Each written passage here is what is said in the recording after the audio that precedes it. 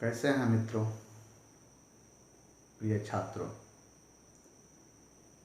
आज आप लोगों के सामने हिंदी व्याकरण शिक्षण से संज्ञा को पढ़ाने के लिए आए हैं। संज्ञा को हम पढ़ाएंगे। संज्ञा क्या है, उसके स्वरूप, उसको भेदों के बारे में आपको समझाने का प्रयास करेंगे। बोर्ड पे जाने से पहले एक निवेदन, हाथ जोड़कर विनती करता हूँ, प्लीज़ आप अपने चैनल को सब्सक्राइब कीजिए, लाइक कीजिए और शेयर कीजिए। देखते हैं, अगर पसंद पड़ रहा है तो उसको ज़रूर लाइक कीजिए। लाइक नहीं करते, देख लेते हैं, निकल जाते हैं। एक लाइक आपका बनता है और सब्सक्राइब भी आपका बनता है। प्लीज़ प्लीज़ आप मोटिवेशन दीजिए हम लोगों को। जितना आप लाइक कीजिएगा, जितना शेयर कीजिएगा, उससे मोटिवेशन हमें प्राप्त होता है और मोटिवेशन से ही आपके सामने विभिन्न तरह का वीडियो लेके आते हैं। तो आइए संज्ञा को पढ़ते हैं। संज्ञा, सबसे पहले किसी भी प्रकरण को पढ़ने से पहले उसके नाम जो है, कोई भी प्रकरण पढ़िए, पहले उसके नाम का मीनिंग, अर्थ क्या कहता है उसको समझिए। संज्ञा क्या है? कुछ नहीं है, नहीं तो लगता है बहुत टफ है। संज्ञा कुछ नहीं है। संज्ञा का शाब्दिक अर्थ होता है, सबसे पहले तो आप लिखिए, संज्ञा का शाब्दिक अर्थ होता है नाम। संज्ञा का शाब्दिक अर्थ क्या होता है? नाम। इसको ध्यान दें, संज्ञा का शाब्दिक अर्थ होता है नाम। इसको अगर समझ लिए नाम, तो सारा खेल उसी पे। अमूमन हम लोग पहले परिभाषा पढ़ लेते हैं, लेकिन कुछ उसका तथ्य है, कुछ फैक्ट है, उसको देखिए। जो नाम से पहचाना जाए वह संज्ञा है। इस संसार में हर किसी का नाम है। एक नाम हम लोग रखते हैं, एक नाम रखा गया है उसको पहचानने के लिए। तो जितना भी नाम है, क्योंकि इसका शाब्दिक अर्थ ही है नाम, जो नाम से पहचाना जाए वो क्या होता है? संज्ञा है। दूसरे रूप पे अगर आए तो अपनी आंखों से हम जिस भी फैक्ट को देखते हैं, आंखों से जो दिखाई दे वो संज्ञा है। राम, मोहन, श्याम, दिल्ली, पटना, नदी, पर्वत, यह सब आंखों से हमको दिखाई पड़ रहा है, तो जो आंखों से दिखाई दे वो संज्ञा है। ये दो फैक्ट पे आप ध्यान दीजिए। बाकी तो परिभाषा का है। परिभाषा पे अगर हम आए, क्या कहता है? किसी प्राणी, प्राणी मतलब जिसमें जीव है, जो सांस लेता है, प्राणी, वस्तु, स्थान और भाव के नाम को संज्ञा कहते हैं। किसी प्राणी, वस्तु, स्थान और भाव के नाम को संज्ञा कहते हैं। अब प्राणी मतलब, अब है सर आप लोग पढ़ रहे हैं, प्राणी हुए। वस्तु, मार्कर, बोर्ड, क्या वस्तु है। स्थान, कहाँ से पढ़ा रहे हैं, स्थान हो गया। भाव, मुस्कुराना, हंसना, रोना, लड़कपन, यह सब भाव हो गया। तो क्या होता है? भाव के नामों को संज्ञा कहते हैं। अर्थ के दृष्टि से संज्ञा के 5 भेद हैं। अर्थ के दृष्टि से संज्ञा के 5 भेद हैं। कौन कौन? व्यक्तिवाचक संज्ञा। व्यक्तिवाचक संज्ञा हम अगले स्लाइड में इसका विस्तृत रूप पढ़ेंगे। पहले तो भेद पहचानिए। जातिवाचक संज्ञा, जातिवाचक संज्ञा, समूहवाचक संज्ञा, द्रव्यवाचक संज्ञा, भाववाचक संज्ञा। फिर से रिपीट कर रहा हूँ। अर्थ के दृष्टि से एक तो समझ गए जो संज्ञा जो है, संज्ञा अगर शॉर्ट रूप में उसको समझ, जितने भी नाम हैं वो संज्ञा हुआ। तो उस अर्थ के दृष्टि से, उस नामों के अर्थ के दृष्टि से हम 5 भागों में डिवाइड किया। व्यक्तिवाचक, जातिवाचक, समूहवाचक, द्रव्यवाचक और भाववाचक। यह 5 संज्ञा हुआ। याद रखिएगा, पूज्यता संज्ञा के कितने भेद? तो संज्ञा के 5 भेद: व्यक्ति, जाति, समूह, द्रव्य, भाव। यह 5 है। आगे की स्लाइड में हम अभी व्यक्तिवाचक को पढ़ेंगे, फिर जातिवाचक, समूहवाचक, और वीडियो हो सकता है जो सेकेंड पार्ट भी हो, भाग 1 है, होगा ही, क्योंकि जाति से समूह में कैसे कन्वर्ट करते हैं, व्यक्ति से जातिवाचक में कैसे कन्वर्ट करते हैं, यह नेक्स्ट वीडियो में मिलेगा। तो 5 भेद पढ़ें। संज्ञा के 5 भेद होते हैं: व्यक्तिवाचक, जातिवाचक, समूहवाचक, द्रव्यवाचक और भाववाचक। उसमें हमें पढ़ना है व्यक्तिवाचक संज्ञा। व्यक्ति, व्यक्ति, व्यक्ति, इस शब्द पे ध्यान दीजिए। हम भी हो सकते हैं, आप भी। क्या है व्यक्ति? अब देखिए, किसी विशेष प्राणी, किसी विशेष प्राणी, स्थान, स्थान या वस्तु के नाम को क्या कहते हैं? व्यक्तिवाचक संज्ञा कहते हैं। किसी विशेष, विशेष इस शब्द पे ध्यान देगा, किसी विशेष प्राणी, स्थान या वस्तु के नाम। जैसे राम, राम विशेष ही है, एक ही होगा। जैसे आप जो देख रहे हैं, राम, श्याम, सीता, जो भी नाम हो, राकेश, मोहन, सब क्या विशेष प्राणी। स्थान, जिस स्थान पे आप हैं, जिस स्थान पे हम हैं, वस्तु के नामों को व्यक्तिवाचक संज्ञा कहते हैं। जैसे राम, कृष्ण, किसी का भी नाम लीजिए। पटना, स्थान आ गया, पटना। देखिए हिमालय, हिमालय नाम है, आदि। चलेंगे हम लोग आगे स्लाइड पे। अब जातिवाचक के लिए, जातिवाचक संज्ञा का अर्थ करता है जो संज्ञा किसी संपूर्ण, जो संज्ञा किसी संपूर्ण जाति का बोध कराती है, उसे जातिवाचक संज्ञा कहते हैं। जैसे गाय। अब गाय क्या एक ही गाय है? गाय, बहुत सारा गाय आ गया, पूरी गाय जाति का बोध कराएगा। बैल, पूरे बैल का बोध कराएगा। खरगोश, तोता, ऐसा पूरे संपूर्ण जाति का बोध कराता है।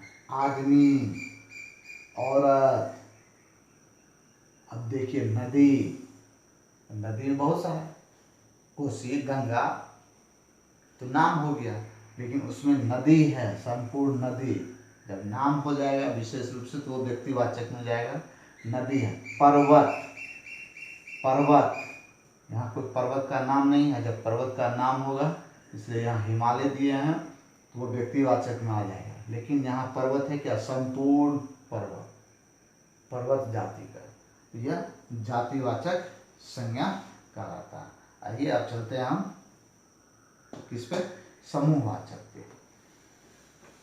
अगर समझ में नहीं आ रहा हो, लिखने में प्रॉब्लम हो, तो वीडियो को पीछे कीजिए और उसको नोट कर लीजिए। अगर इसका पीडीएफ चाहते हैं तो मैसेज कीजिए, आपको पीडीएफ भी मिलेगा। और सब्सक्राइब कीजिए, सब्सक्राइब करना बहुत जरूरी है, उसको कीजिए। आप जितना सब्सक्राइब कीजिएगा उतना। समूहवाचक संज्ञा, तीसरा में समूहवाचक संज्ञा। समूह, समूह का मतलब ही हुआ झुंड, इकट्ठा। आप लोग पढ़ रहे हैं क्लास में, वो क्लास जो है, वो वर्ग जो है, वो क्या हुआ? और समूह में है। बाजार क्या है? समूह में। मेला क्या है? समूह में। भीड़ क्या है? समूह में। तो नाम से ही पता चलता है समूहवाचक संज्ञा। परिभाषा देखिए, जिस शब्द से समूह या झुंड का बोध हो, देखिए समूह या झुंड का बोध हो, उसे समूहवाचक संज्ञा करते हैं। क्लियर है? कक्षा, सेना, सभा, मेला, भीड़। फिर देखिए, कक्षा, सेना, सभा, मेला, भीड़। यहाँ सब गौर कीजिए, कक्षा जो आपका क्लासरूम होता है उसमें भीड़ रहता है। आप अकेले तो नहीं पढ़ते होंगे, आपके साथी भी पढ़ते होंगे, सब भीड़ में है। सेना, सेना जो हमारे देश पे जो कोई आपत्ति आता है पड़ोसी देशों से, तो वहाँ पे वो लोग लड़ते हैं। सेना। सभा, कोई चीज़ का सभा होता है। मेला, मेला में भीड़। यह सब क्या है? समूहवाचक संज्ञा का परिभाषा है। अब आइए द्रव्यवाचक। सीधा द्रव्य में समझ लीजिए, जिन वस्तुओं को नापा तोला जा सके, जिन वस्तुओं को नापा और तोला जा सके। खाद्य पदार्थ, वो क्या हुआ? द्रव्यवाचक संज्ञा हुआ। जैसे सोना, सोना का मतलब यह सोना नहीं है, धातु जो महिलाएं लोग जेवर पहनती है, सोना। सोना, घी, तेल, पानी, यह सब क्या हो गया? द्रव्यवाचक में हो गया। द्रव्यवाचक में हो गया वैसे वस्तु जिसे हम नाप और तौल सकते हैं, नाप और तौल सकते हैं, वो हो गया हमारा द्रव्यवाचक संज्ञा। आइए भाववाचक संज्ञा को हम पढ़ते हैं। भाव, अब इसमें ही छिपा हुआ भाव, आपका भाव, मेरा भाव क्या है, वो भाववाचक संज्ञा होता है। जिस शब्द से किसी व्यक्ति या वस्तु के गुण धर्म, ठीक है, गुण धर्म का बोध हो, उसे भाववाचक संज्ञा कहते हैं। जैसे मिठास, आपके स्वभाव में क्या है? मिठास है, तो वो आपका गुण क्या हुआ? मिठास हुआ। क्रोध, गुस्सा भी आता है आप लोग को, वही क्रोध हुआ। बुढ़ापा, अब दादाजी लोग हैं, उनका बुढ़ापा आ गया, तो ये क्या हुआ? उन व्यक्ति का जो है वो गुण हुआ। ठीक है, गुस्सा करना, मिठास, मितभाषी बोलना, यह सब क्या हो गया? गुण। यह सब हो गया गुण धर्म हो गया। किसी भी व्यक्ति या वस्तु के गुण धर्म को भाववाचक संज्ञा कहते हैं। हम पांचों भाववाचक संज्ञा पढ़ लिए। नेक्स्ट पार्ट में हम देखेंगे जो व्यक्तिवाचक संज्ञा से जातिवाचक संज्ञा पे कैसे आते हैं। व्यक्तिवाचक संज्ञा से क्या करते हैं? जातिवाचक पे कैसे आते हैं, और जातिवाचक से व्यक्तिवाचक पे कैसे आते हैं। भाववाचक को कैसे बनाएंगे, कैसे बनाते हैं, सबका नियम है। व्यक्तिवाचक से जातिवाचक पर जाने के लिए व्यक्तिवाचक संज्ञा से जातिवाचक संज्ञा, जातिवाचक। देखिए उदाहरण, रावण का भाई विभीषण है। इस वाक्य में रावण क्या हुआ? यह भी हमारा व्यक्तिवाचक हुआ, और विभीषण भी क्या हुआ? हमारा व्यक्तिवाचक हुआ। ठीक है, क्यों? क्योंकि एक विभीषण, जो रावण का जो भाई है वो विभीषण है, वो खास है, तो वो हो गया व्यक्तिवाचक। अब वही व्यक्तिवाचक जातिवाचक में कैसे बदल जाता है वो देखिए।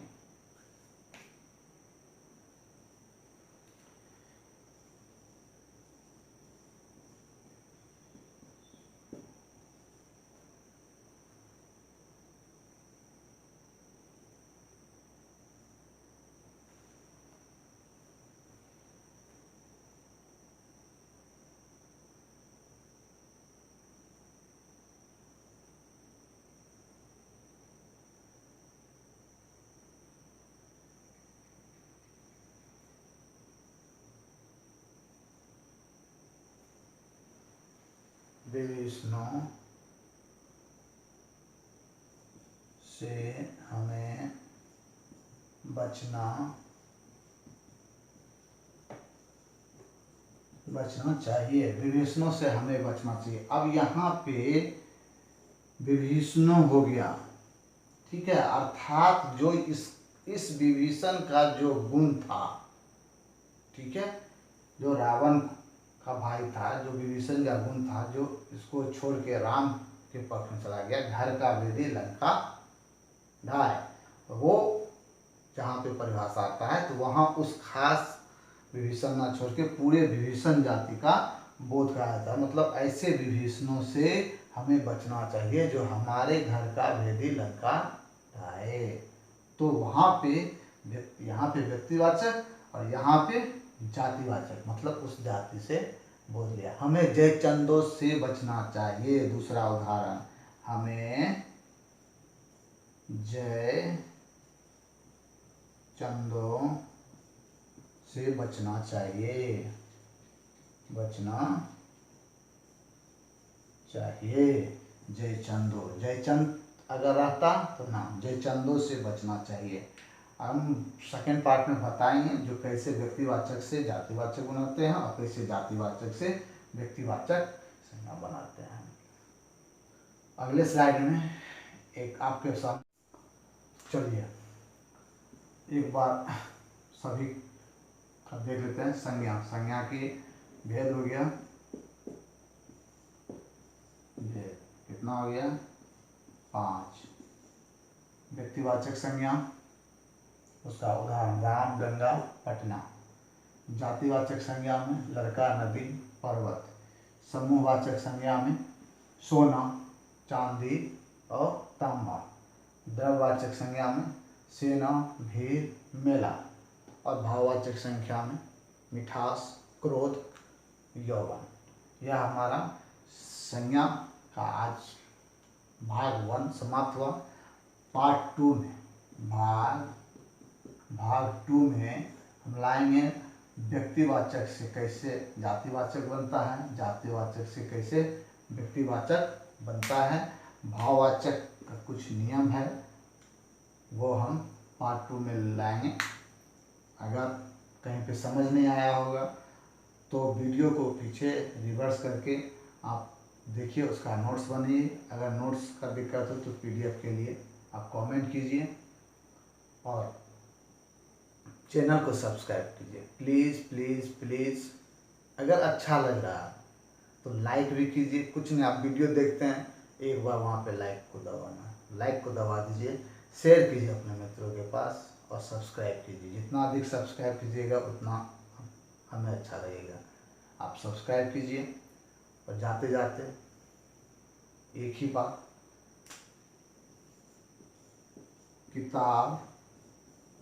किताब से बड़ा कोई दोस्त नहीं होता है, इस बात को याद रखिए।